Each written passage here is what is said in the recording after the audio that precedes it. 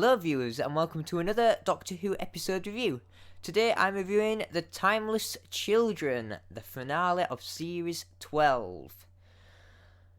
Right, so where do I start? This is probably mainly my initial reactions to the story. I might do another review, but I'll probably, more than not, do a Series 12 recap. I'll review all of Series 12 and I'll compare it to the other series. So yeah, my initial reactions to The Timeless Children, and I've seen comments, I've seen what people think of this. I kind of knew what reactions we would get, and yeah, it's very divided. It's 50-50 really. Some people have liked it, I've absolutely loved the concept of the Timeless Child, and some think it's ruined the show completely. And yeah, it's very divided indeed. So before I tell you what I think of the Timeless Child, and I'll quickly run through what it all means, I will talk about the actual story itself. So yes, it will contain some spoilers, by the way. So it basically continues from Ascension of the Cybermen, where the Masters come through the boundary and he wants the Doctor to come back with him. So he takes out his hand and the Doctor goes through the boundary. And while that's going on, we see what happens with Graham and Yaz, in which they survive because the Cybermen in this episode, although looking good, have a terrible shot on them, which is quite disturbing. I mean, the brand new Cybermen, the newly have risen, and they have a really poor shot. And yeah, I was expecting one of the companions to get killed. So yeah. Anyway, we get the Koshamus and Ryan little bit going on, where Koshamus arms Ryan and I can't remember the other guy's name, and yeah, there's all that stuff going on, trying to destroy the Cybermen from getting through the boundary, while the lone Cyberman, the ship with the lone Cyberman on, goes through the boundary and basically meet the Doctor and the Master. And the Doctor and the Master's basically going through like a story, which I absolutely loved, showing the Doctor what the Timeless Child is and the secret. And yeah, so the lone Cyberman comes in, and there's the whole thing with the Master, and he's basically saying that, you know, robots are gonna take over the universe. What's wrong with you? You know, it's good, but it's not great. And Sacha Dhawan's performance as the Master in The Timeless Children, he is brilliant. I'm just gonna say it now. He is brilliant. He is my favourite Master of the new series. I don't know about all time. I'll probably do a ranked video of all the Masters and I'll tell you what I think.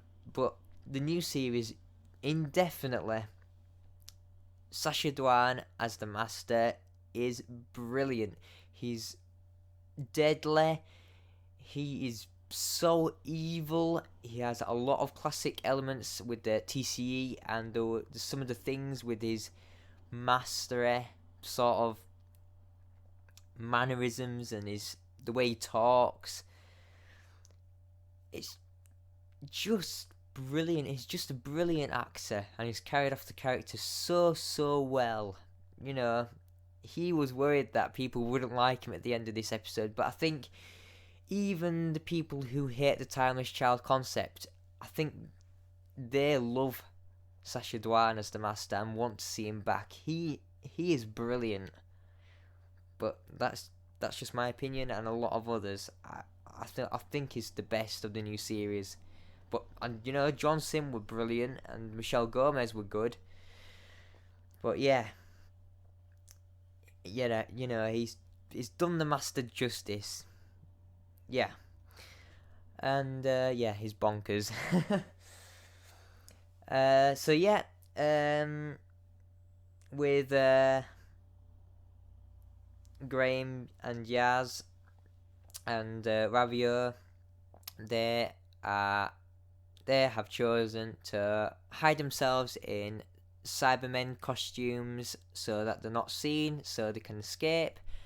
And that goes well, and they meet up with Ryan, who nearly shot them. I would have loved Ryan to have shot the companions without knowing.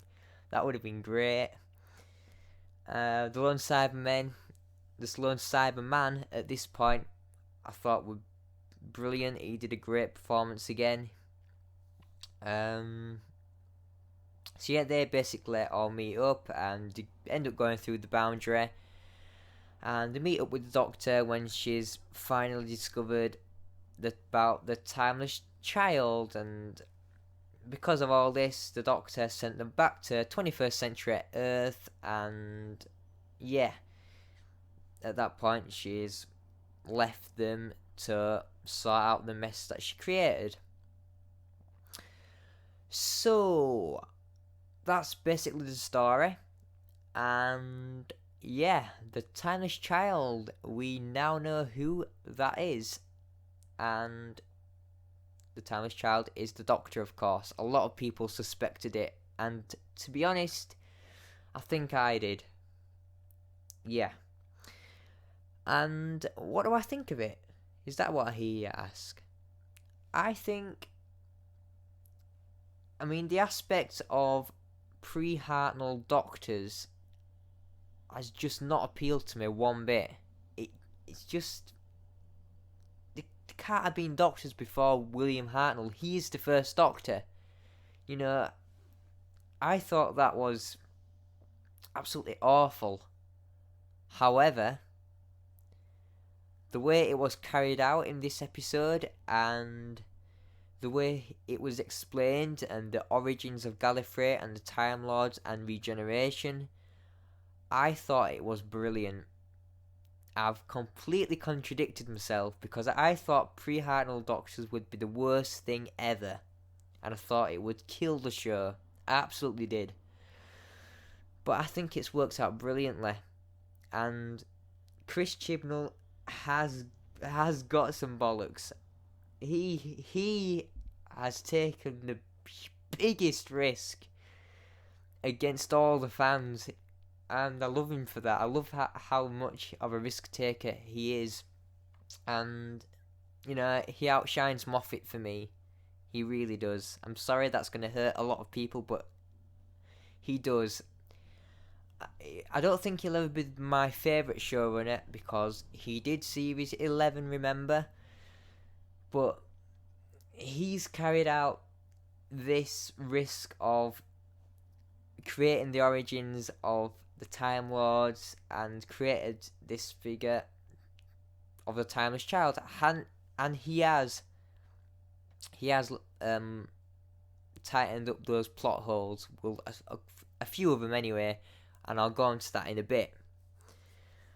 But I absolutely loved the aspects of, the origins of Gallifrey with Tecta being the adoptive mother of this child that's, there's an alternate universe going on, and she gets found and she falls off a cliff like the Brendan thing. And I loved how that was hidden from the Doctor, but buried in her mind so that she could decode it one day. I love how that played out as she was getting the thoughts, as she was getting nearer and nearer in Gallifrey in Ascension of the Cybermen. I absolutely loved that.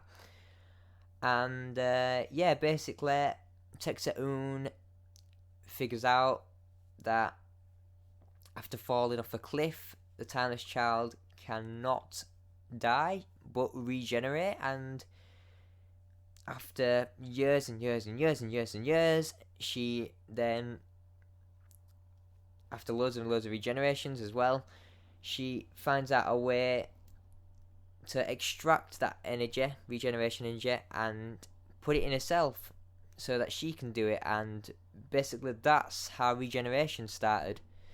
And we don't know where this child has come from. We don't know about the regeneration, where that's come from, how it even started in the Doctor. And yeah, that's history as it goes. Basically, Gallifrey's then created, and the aspects of the Time Lords were created, and they restricted the regeneration to 12 times. And yeah, history runs its course. And people have had questions about the Doctor and what happened in the time of the Doctor and Ruth and all that sort of stuff.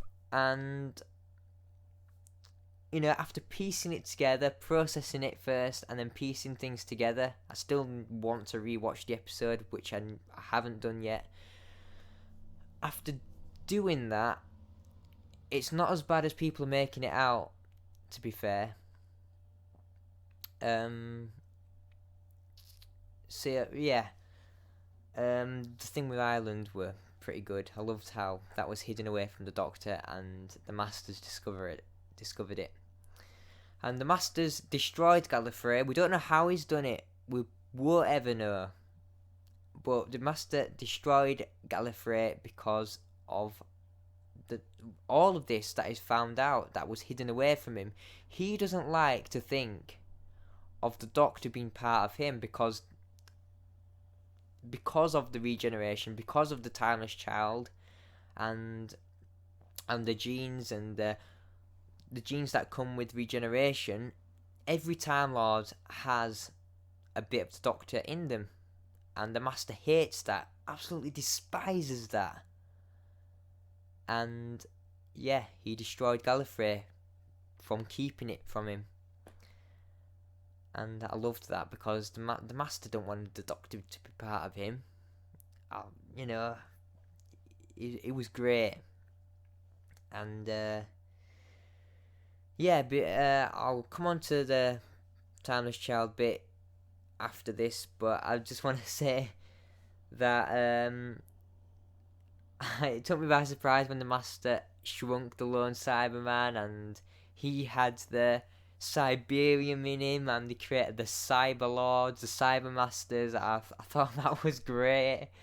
I love the way they look, and they are the ultimate race. They are the hybrid. Now, I thought about that earlier on today, and they are technically the hybrid from Series 9.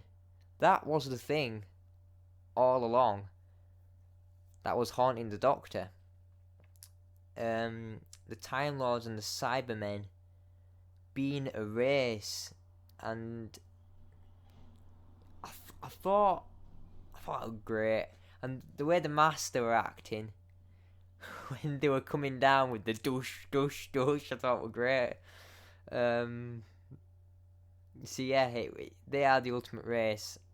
And the ending with the Doctor going back and finishing everything off, finishing the Master off for good, finishing the Cyber Masters off for good, was, a sacrifice of her own planet and everything on it. And obviously she couldn't do it, and she was really close. She knows that it had to happen, but she can't do it. She just can't do it. So Koshamas sacrifices himself, and the Doctor goes running off and running away with a TARDIS again. And yeah, it ends up where the Judoon comes in, and she's trapped, and Revolution of the Daleks is the next special, the next episode. So, the Timeless Child. I've already gone through the origins, and yeah, we get the bit about Morbius, which was quite surprising to me, and quite surprising to a lot of people, because we've never known whether them Morbius faces are Morbiuses or the Doctors, and now we know it's the Doctors. And I like how Chibnall's thought about this, about the how did the Time Lords come about, and solving the Morbius thing overall, because people have been theorizing who those faces can be belonging to, and we've got the answer. So he's giving us the answer to it, and I like that. At least we know now whose faces they are, and so the Doctors had lots and lots and lots and lots of bodies, faces throughout the years, and I don't mind it because it doesn't ruin Doctor Who. And I'll tell you why it don't ruin Doctor Who, because the first Doctor, William Hartnell, is the first Doctor. He is the Doctor, we all know. The bodies before, the incarnations before William Hartnell, have nothing to do with the Doctor. Well, obviously it does, because the Doctor used to be them. But his mind was wiped and he got put back in a child's body. And you get the whole thing with Listen when he was a child, and then he grew up to be William Hartnell. So that's our Doctor. When the Time Lords wiped the memory of the pre-Doctor, and William Hartnell's our first Doctor. So when people say it's ruined the whole Doctor Who thing, what Doctor Who is about, it hasn't. Chris Chibnall's done it in a way to not ruin Doctor Who. William Hartnell is Doctor number 1. Maybe not body number 1, but he is Doctor number 1, if you get what I mean. So that's why I'm not mad. If William Hartnell suddenly became Doctor number 156 because there's been loads and loads of other Doctors before him and there's no explanation why, that'd be the worst thing ever, and I think I'd probably stop watching the show. But the way it's been carried out and executed, it works out brilliantly, because it solves the origins of Gallifrey and the Time Lords and regeneration. It solves the Morbius thing that's been going on since Tom Baker's era, and I personally love it because it ties up all the knots, and it's not something he's thrown together. You can tell he's actually really thought about it. However, has he thought about Ruth? That's the main question that's come from this. Who is Ruth exactly? Because it looks like even she doesn't know where she fits in the Doctor's life. But to me, the only explanation is that she is between Doctors 2 and 3, Troughton and Pertwee. But then we get the other questions of how does it all work? Because the Doctor obviously doesn't remember being Ruth. However, when it comes to John Pertwee, he recognises William Hartnell and Patrick Troughton straight away. So you get the whole thing of how has the Doctor not remembered Ruth if that's the case? Because if Ruth got her mind wiped, how would John Pertwee remember the other two Doctors, Troughton and Hartnell? That's the only thing that's the problem. If that gets explained in Series 13, then alright, fair enough. But she cannot be pre-Hartnell. She cannot be the Doctor before William Hartnell, because she calls herself the Doctor, in which she can't be if the Doctor's before William Hartnell, because William Hartnell's Doctor gains the title of the Doctor, I don't think the bodies before William Hartnell were called the Doctor. I think they were just ordinary Time Lords. I might be wrong, but that's how I think it is. But I'll have to rewatch the story to actually, see if there are any clues. So, because she has a Patrick Troughton sort of TARDIS, Ruth, because she has that, because she calls herself the Doctor, because she knows that the Doctor doesn't carry weapons and kill people, because she has all them elements, she can only really be between Troughton and Pertwee. But they're my questions. They're what I want to know. How has she forgotten? How has the Doctor forgotten being Ruth? Although I could stick to my first theory of Ruth being the future incarnation of the Doctor, which is still possible, and we could get the old style TARDIS back. But she really fits between Troughton and Pertwee. But there's obviously other questions that go along with that I've just mentioned. And I think in Series 13 those questions will be answered, because Chibnall did say that the questions that people will definitely have after seeing the Timeless Children will be answered eventually. So people shouldn't be worried, and Doctor Who isn't ruined. And if your opinion is that it has, and you hate pre-Hartnell Doctors and the whole thing, forget about it, because it's not altered Doctor Who's history. It's just something extra.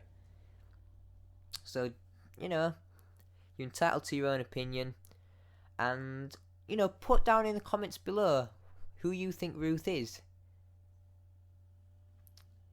Yeah, because I'd like to know more people's thoughts on it. So yeah, overall, The Timeless Children is a brilliant episode. It was a brilliant finale. It wasn't ruined like Hellbent, and it wasn't like any of the Moffat finales, and it was executed brilliantly. I'm very impressed, and I can't wait for Series 13, which is probably going to be in another year or two. But we've got Revolution of the Daleks to go, so I'm quite optimistic with that. We've seen the Jadoon, and yeah, the only thing before I say bye is I wanted one of the companions to get killed, and because that didn't happen, I thought the companions were just going to stay in the 21st century and the Doctor were going to just carry on as normal. But from the write-up, well, I don't know if it's the write-up, but from what I've heard from Chibnall, I think it is, Ryan, Graham and Yaz are all in Revolution of the Daleks, and it just makes me think, come on, go away. You've been there 2 series. I find you a bit annoying. Yaz, you're alright. Graham, you're alright. Ryan, just get killed. Just get shot by a Dalek. I just don't like Ryan. I think it doesn't show that much emotion, really. But anyway, that's enough of that. And I'll probably be doing a Series 12 review, and I will definitely be continuing with my classic Doctor Who reviews. And yeah, that's it. If there's any sort of videos you want me to create, like any rankings or anything else like that, please put them in the comments. So yeah, please like, comment and subscribe for more videos, and I'll see you next time. Bye.